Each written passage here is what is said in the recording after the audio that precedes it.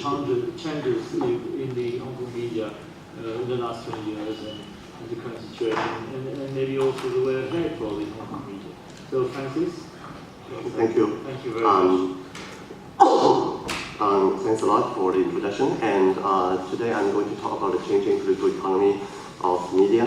So my presentation is going to be a relatively straightforward one. I'm going to review and kind of describe the changing situation of the Hong Kong media in the past 20 to 30 years.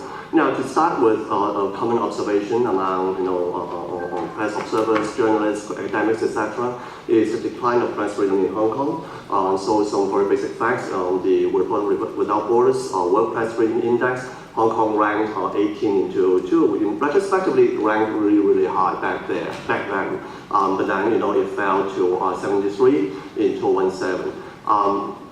If we have been paying attention to the Hong Kong Journalists Association, have the annual reports, and basically every year the annual reports have a title or subtitle like this: Hong Kong media faces serious harassment, self-censorship, Beijing turns the schools on Hong Kong media, and Freedom House also rated Hong Kong's media as only partly free. Now, from the political economy perspective, media researchers in Hong Kong used to, in the past, explain the Hong Kong media's problem as originated from the ownership structure.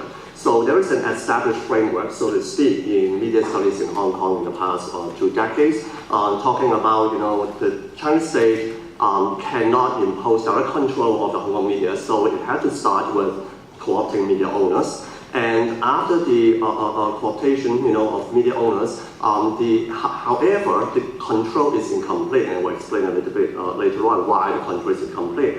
Therefore, in the past 20 to 30 years, there has been constant negotiation of press freedom. However, what I'm going to also talk about later on today is that besides talking about the so-called established framework, I will also add one thing. Vincent Moscow, political economist of the media, borrow Anthony Giddens' term structuration, and talking about the political economy analysis should deal with the continually changing structures. Okay, so basically in the past 20 years, although besides the so-called established framework, we also need to pay attention to at least 2 things in terms of structuration, especially the changing media businesses, and so the changing incentive structure for media owners. I will explain that. And also, I think these days, any talk about the political economy of Hong Kong media or of the media anywhere cannot neglect the digital transformation. So very quickly, ownership structure. This is actually a common story. The ownership changes started in the early 1990s. Many media in Hong Kong, including Mingpao, SMP, etc., started being bought up by major business people who have a lot of business interests not only in Hong Kong, but also at the time they tried to enter China. So the conventional wisdom is that media ownership or owning a Hong Kong media is basically a form of symbolic capital, so that when they enter China, they can, being a media owner, meeting a Hong Kong media owner, they will be taken more seriously by local officials, they will be taken more seriously by mainland businessmen, and so that symbolic capital can, they can use that symbolic capital to exchange for social and political capital, which in turn exchange for economic capital, which after all are what they are going after in the end. And so, one important thing about owning Hong Kong media is that a lot of these business people did not care about losing money in their media businesses. Okay, ATV is the most classic example. It's been losing money for 20, 30 years, but once in a few years you have new investors. Okay, somehow willing to just pump their money into the sea. Okay, so of course the idea is that, well, you lose a little bit of money here, you gain a lot in the main business field. So that's the basic logic. As a result, actually not saying right now, by early 2000s, we already have the situation which my colleague Anthony Fong called non-organizational concentration of media ownership. That is, news media in Hong Kong are concentrated into the hands of a group of businessmen sharing the same basic interest of appeasing China or not provoking China. They share the same interest in entering the Chinese market.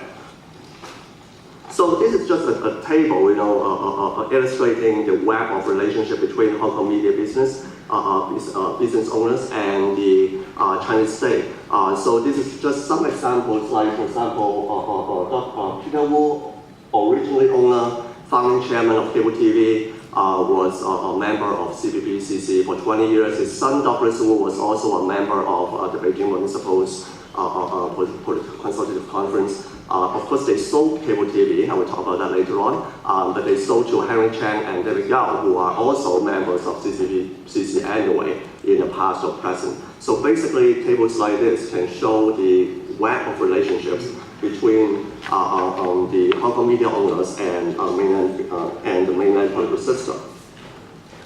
Okay.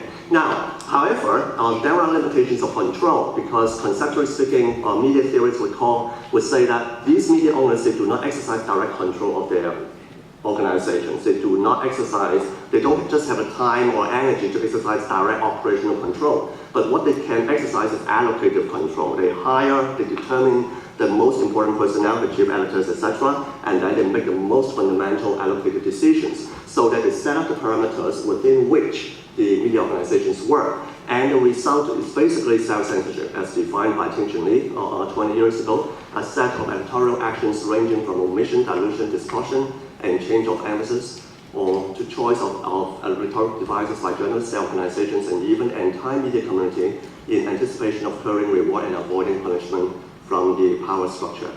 And besides self-censorship, there is also the concept of constitutive censorship, which is most recently raised or elaborated by my colleague Alan Au in his new book, which was referring to the idea of the production of politically biased contents through shaping the structural set of a newsroom, the routinization of practices, and the establishment of tacit rules and norms over time. And in his book, he made a lot of, made up a lot of these kind of concepts like authority supremacy, no bias conformity, mass-oriented finality, things like that. These are norms or rules, practices existing within news organizations which contribute to political biases. Time concerned, I don't think I can elaborate what each of these means.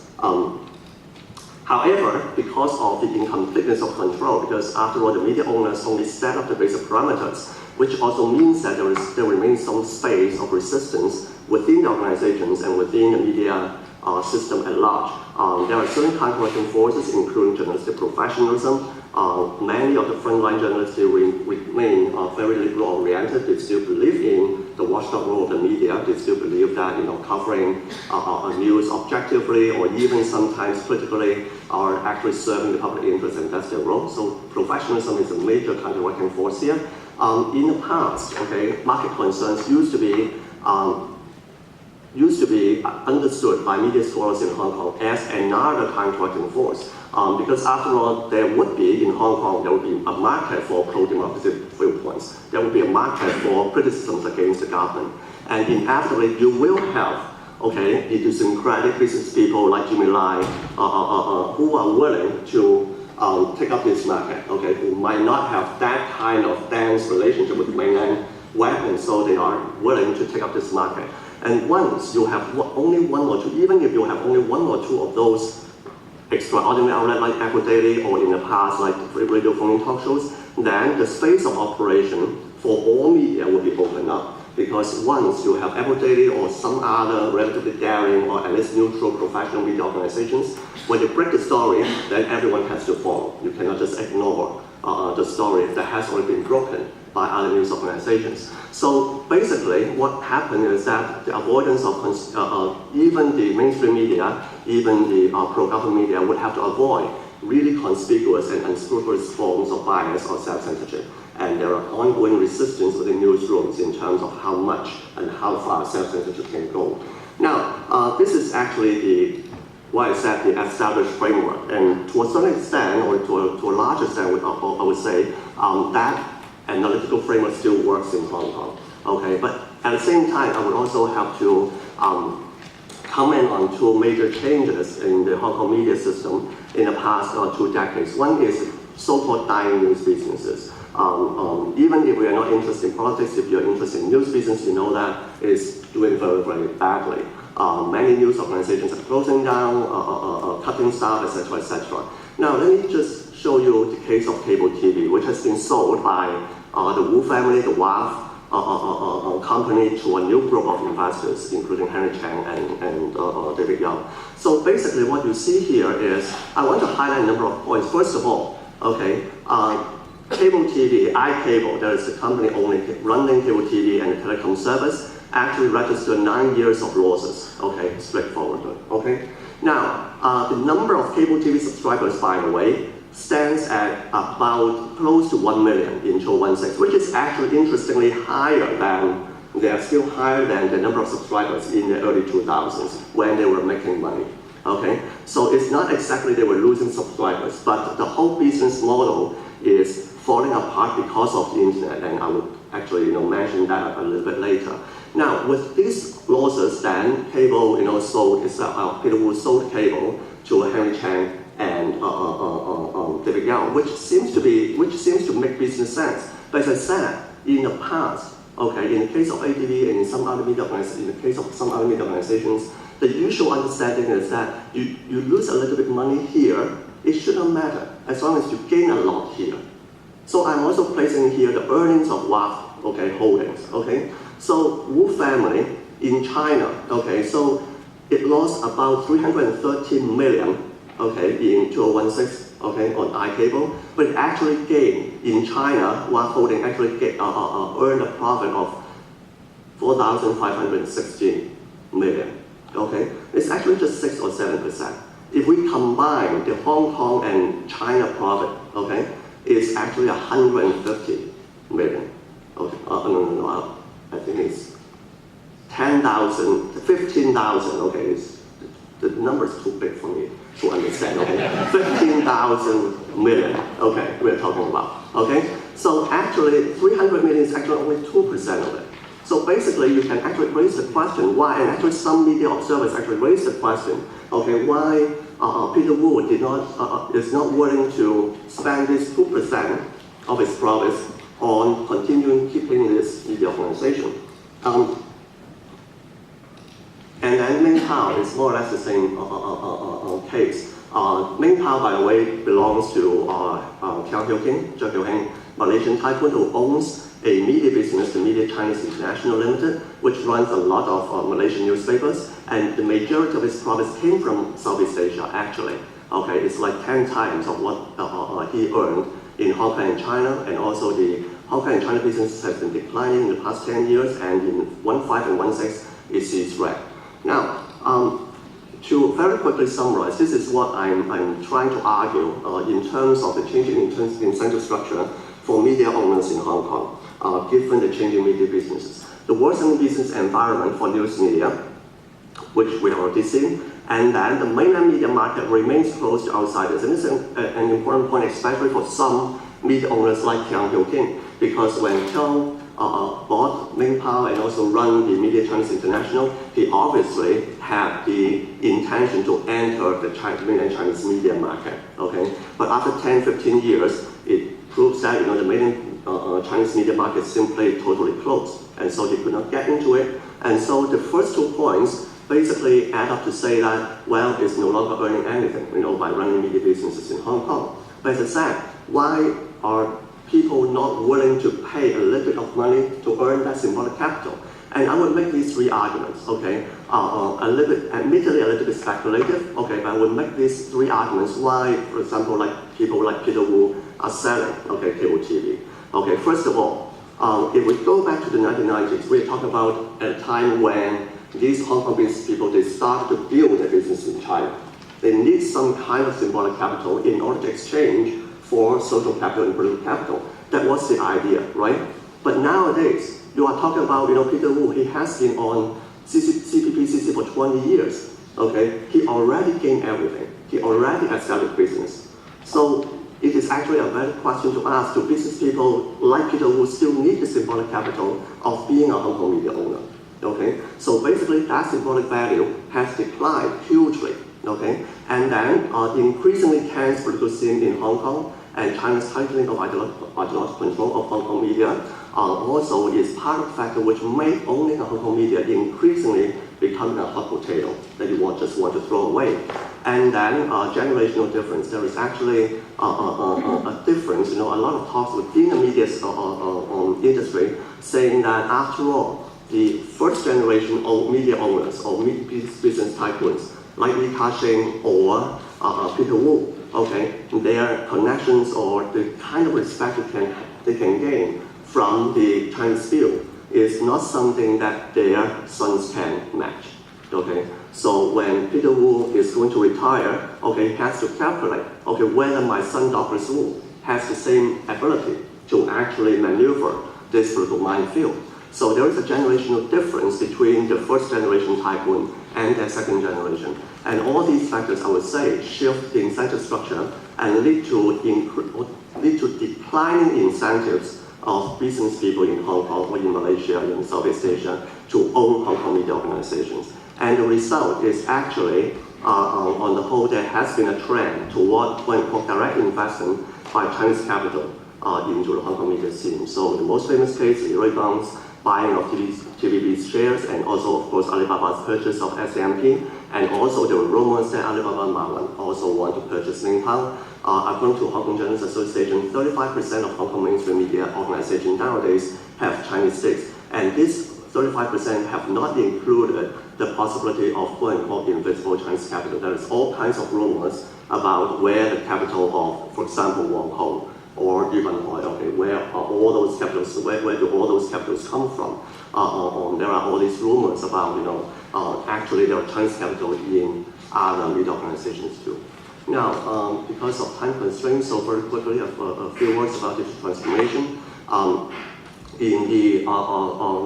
In the digital world, we are talking about a changing model in which conventional news media can no longer survive easily. Okay, the changing destination of advertising revenue is a really big damage to mainstream media. In Asia Pacific, for example, more than 50% of digital ad revenue actually goes to Facebook and Google alone. Okay, so they are actually taking up, these platforms are actually taking up the revenue for traditional media. That's why the digital transformation hurt all kinds of media so much, including next media, but I'm going to skip this. Okay. Now, when we talk about digital media, I have to mention, of course, the rise of the internet also lead to the rise of new kinds of online media, including very small-scale operations like FactWire, the news agency operated by just 5 or 6 people. Because in the internet era, you don't need a lot of capital. Okay, you have a few $1 million, you can already run, okay, a media outlet of some kind. Okay, and also because of that, we have a set of a lot of different kinds of so-called online alternative media. Alternative in the sense that they are independent from political economic institutions. Then they are often, explicitly political, explicitly having a critical stance, having an anti-government stance. Outlets like Civic Passion, outlets like in media, outlets like Stand News, etc. And these are also arising because of the online media. However, these online alternative media also have the limitations. Resources remain a thing, and after all, they are mostly just preaching to the choir because, after all, and I don't think I have time to expand that, but the major point here to note is that in the internet world, we're nowadays going into a situation in which the online world is more and more fragmented. Okay, cyber-balkanization is basically the term used by or coined or popularized by Carson Steen, the American scholar, who argued that in the online world you actually have many online bubbles, echo chambers, without really talking to each other. And basically, what I'm going to argue, or what I would stress here, is that this kind of cyber-balkanization of online echo chamber formation does not just arise from the bottom up. It's not just that because people want to talk to like-minded others, so it's their cyber-balkanization. It's also because of the intrusion of state capital. It's also the intrusion of state power. We all know, for example, like Hong Kong Jibang, right? Silent Majority, Speak Out Hong Kong. I think they have been very active in the past 2 weeks. Okay, they're receiving a lot of money again. Okay, so actually you have resources pumped by the state, by the government into establishing this kind of pro-government outlets or pro-government enclaves, okay, which led to the formation or which reinforced or the formation of cyber-balkanization. So to conclude, the mainstream media remain deeply embedded in the web of state-business relationships between Hong Kong and China. Ownership control does not entail constant direct intrusion into newsroom operation. The tug of war between political pressure and journalistic professionalism persists to today and is likely to continue into the future. Nevertheless, changes in the media market have changed the incentive structure for media owners, and market concerns as a counteracting force have weakened substantially over the years.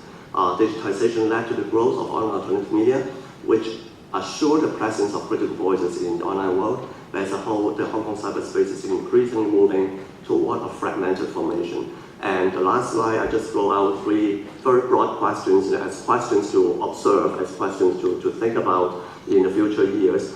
First of all, as I mentioned, the ownership structure is now changing toward more and more direct investment, so-called direct investment by Chinese capital. So will the influx of Chinese capital continue, and will these mainland owners behave differently? Okay, is there actually a difference between, say, Mao and Robert Kwok in the past, like in the case of SMP? The second question, how will the online environment continue to evolve, and how will the state attempt to tame an open internet? And then a third question, which goes beyond the media, which goes beyond the press, is that beyond the concept media system, will freedom of expression in society at large be further curtailed and how? Because after all, it doesn't make sense to talk about press freedom without freedom of speech in the society in general. And of course, in the past 2 weeks or so, we have seen grave threats to freedom of speech to the Hong Kong society, to campus as a whole. On that is also so I want to end the presentation with this much broader question. So, thanks.